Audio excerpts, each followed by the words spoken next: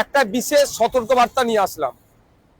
SIR এই সময়কালে special intensive revision, যাকে আমরা এসআইআর বলছি সংক্ষিপ্ত আকারে, যে গণনা ফর্ম আছে, গণনা ফর্মে আমরা প্রত্যেককে ফোন নাম্বার দিতে হচ্ছে, কন্ট্যাক্ট নাম্বার দিতে হচ্ছে। এই সময় একদল কুচক্রীরা চক্রান্ত করছে, সাধারণ মানুষকে ওটিপি চাইছে, যে তার ব্যাংক ব্যালেন্স খালি করে দেওয়ার একটা চক্রান্ত চালাচ্ছে। এ ধরনের ঘটনা দু একটি ঘটেছে।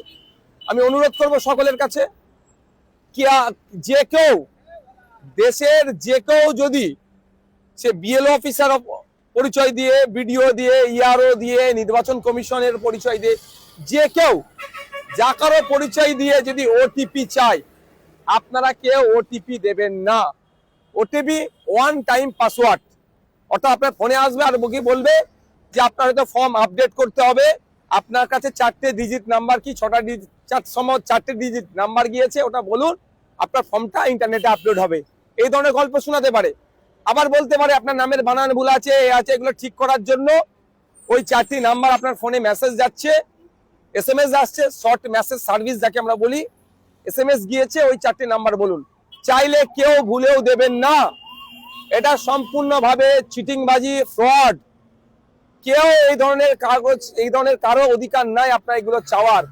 যদি কারো দরকার হয় সরাসরি অফিসে যাবেন, ম্যানুয়ালি জমা দেবেন, কিন্তু কেউ ফোন করে ওটিপি চাইলে ওটিপি আপনারা শেয়ার করবেন না।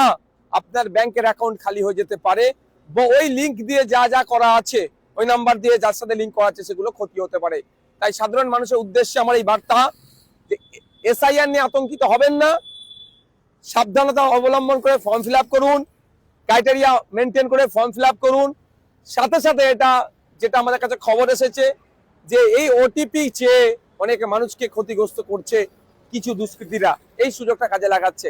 তাই আবার অনুরোধ করছি, কেউ ওটিপি চাইলে, যে আপনার ফোনে 4টে ডিজিটের ওটিপি গিয়েছে, সংখ্যা গিয়েছে, ওটা দিন, আপনার এই সমস্যার সমাধান করে দেবো, ভুলেও আপনারা দেবেন না।